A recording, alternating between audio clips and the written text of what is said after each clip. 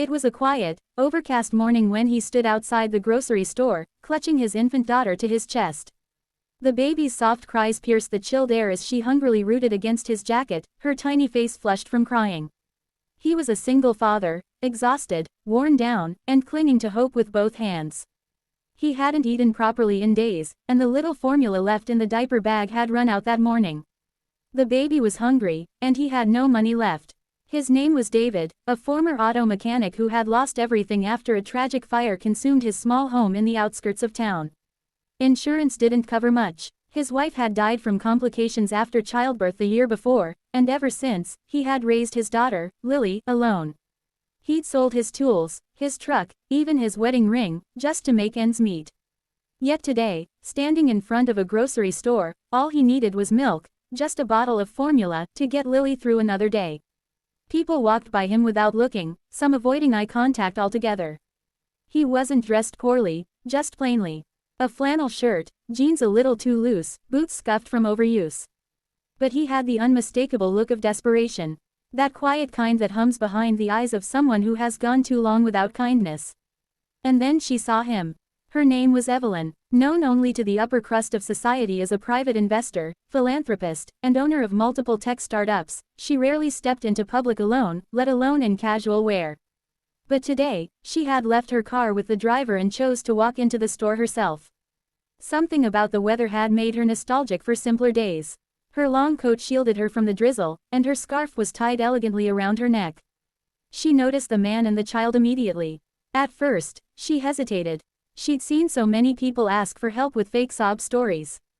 But something about this man was different. He wasn't shouting or holding a sign. He wasn't even asking people for money.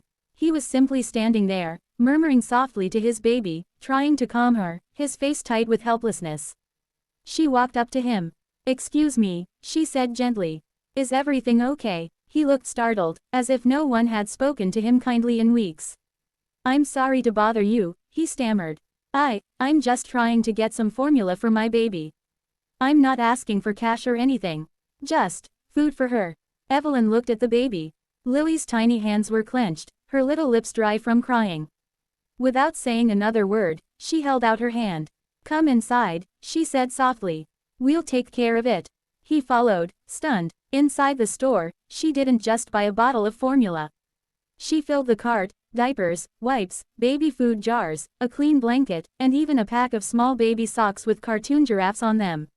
Then she turned to David. "Anything you need." Anything she needs. Tears welled in his eyes. He tried to speak, but his voice cracked with emotion. "Thank you. I don't even know your name." "Just someone who's been helped before," she replied with a gentle smile. She reached into the cart, grabbed a bottle of formula, and asked the cashier for a warm bottle of water. Right there at the counter, Evelyn mixed the formula, tested the temperature on her wrist, and fed the baby herself, cradling Lily as if she were her own. The baby stopped crying almost instantly, staring up at Evelyn with big, grateful eyes, sucking greedily. David watched, overwhelmed. No one, not even people he once called friends, had shown such compassion in months. As Evelyn continued to feed Lily, she asked David about his life. She learned about the fire, the job he lost, the nights he'd slept in shelters or in his old truck before he sold it. She learned about his daughter's favorite lullaby, the way she clutched his thumb when falling asleep, and the promise he made to his late wife to protect her no matter what. "You've done more than most could," Evelyn whispered. "And you did it alone." He nodded, too choked up to respond. Once they left the store, she asked if he had a place to go. Embarrassed, he admitted he didn't. He'd been staying in an abandoned garage that still had enough shelter from the rain. She didn't say anything immediately, but she opened her phone and made a call. "I have a guest apartment. It's separate from the house, and it's clean and private. It's fully furnished. You and Lily can stay there until you're back on your feet." He shook his head. "I can't accept that. You've already done too much."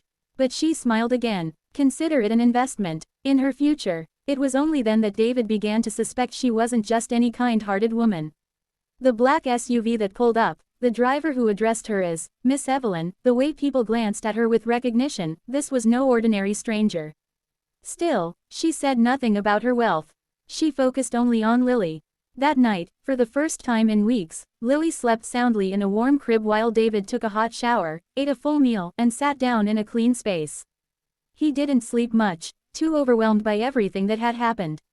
He stayed up, watching his daughter breathe peacefully, whispering thank you prayers into the silence.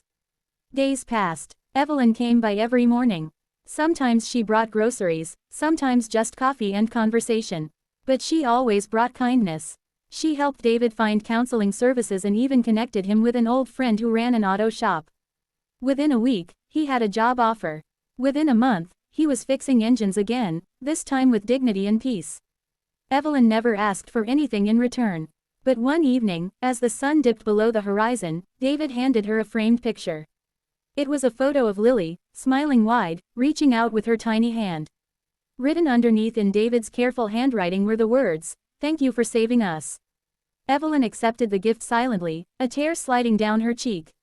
Years later, David would be the owner of that same auto shop. He'd hire young mechanics with troubled pasts and teach them more than just engines, he'd teach them about second chances.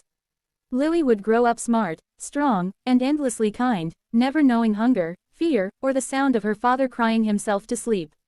And Evelyn, she remained a quiet guardian in their lives. Not a celebrity, not a savior, just a woman who believed that kindness, when given at the right moment, can change the course of a life forever.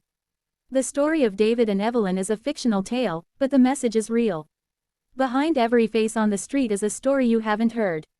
Behind every desperate hand is a life of struggle, love, and hope. One simple act of compassion, one moment of genuine care, can echo far beyond what the eye can see. So if you see someone in need, pause. Listen, and if you can, help. Because you never know when you might be the miracle someone is silently praying for.